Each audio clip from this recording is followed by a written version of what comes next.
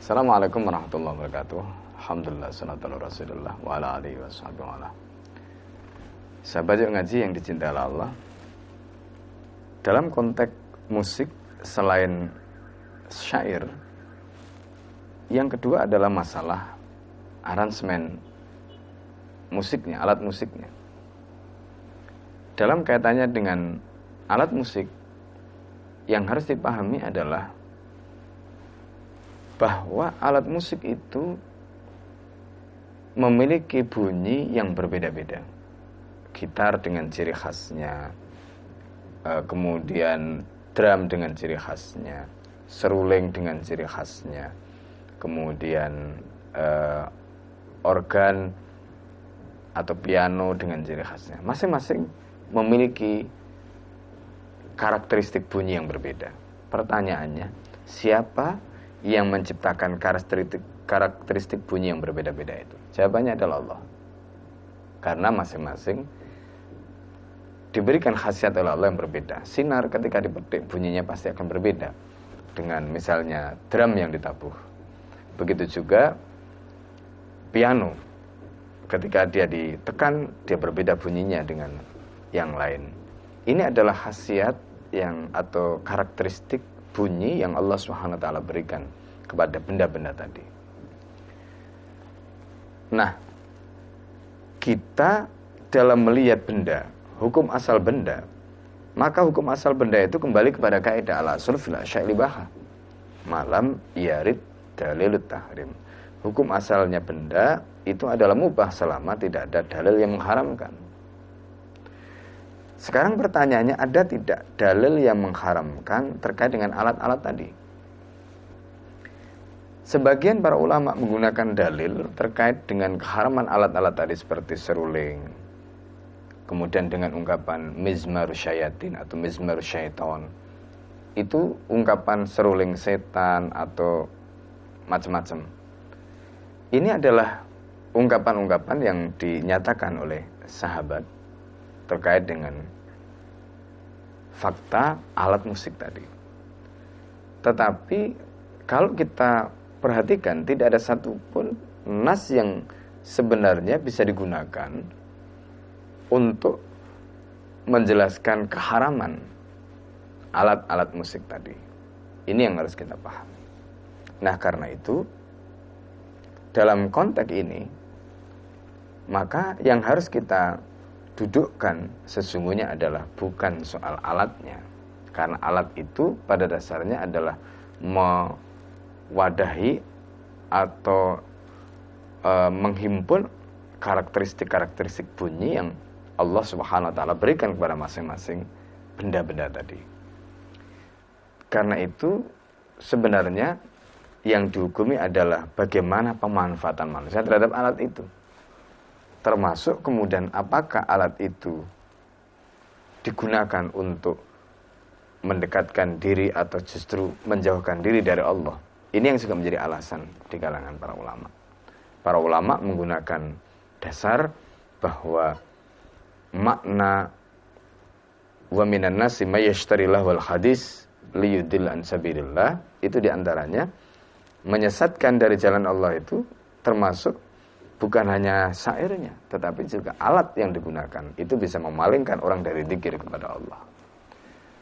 Nah, itu kalau konteks penggunaan tadi itu adalah untuk melalaikan, penggunaan alat tadi itu untuk menjauhkan atau memalingkan dari jalan Allah Subhanahu wa taala. Pertanyaan sebaliknya kalau itu kita kemukakan, bagaimana kalau alat itu kemudian digunakan untuk mendekatkan atau justru dengan bunyi-bunyi khasiat yang memiliki karakteristik tadi itu ketika dibunyikan atau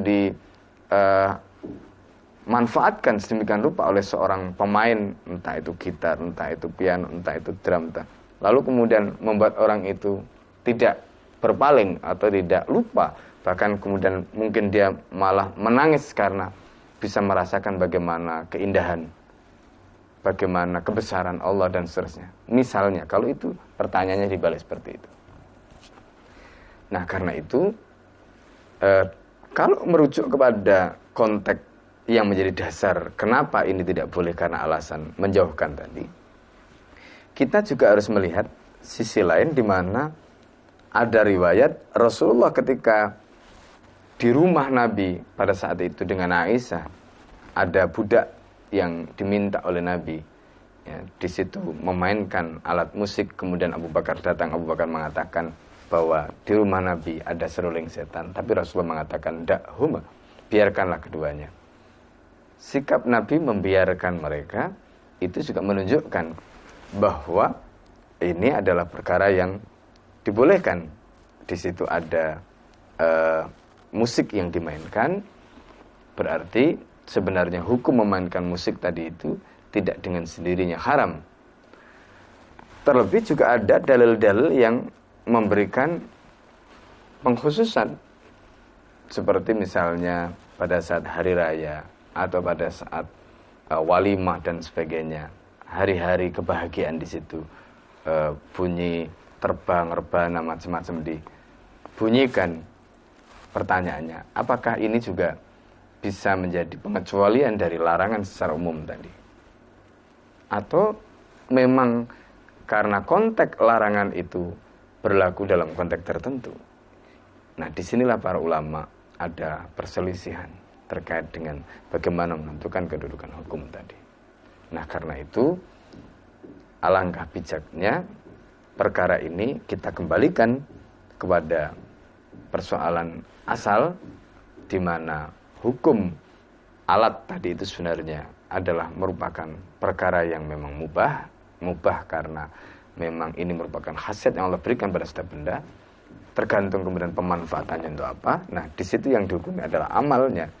Ketika dia dimanfaatkan untuk kepentingan yang bisa menaikkan semangat, bisa membangkitkan ghirah, bisa melecutkan spirit perjuangan, maka tentu berbeda ketika alat ini dimanfaatkan atau digunakan untuk maksiat yang justru melalaikan dari zikir pada Allah. Tetapi tentu konteks ini adalah perkara yang mubah, hanya saja perkara mubah jika dia sampai jatuh pada melalaikan dan sebagainya, sebagaimana alasan para ulama melarang tadi, tentu lebih baik ditinggalkan. Dan ini termasuk perkara yang min babi aula, perkara yang lebih utama.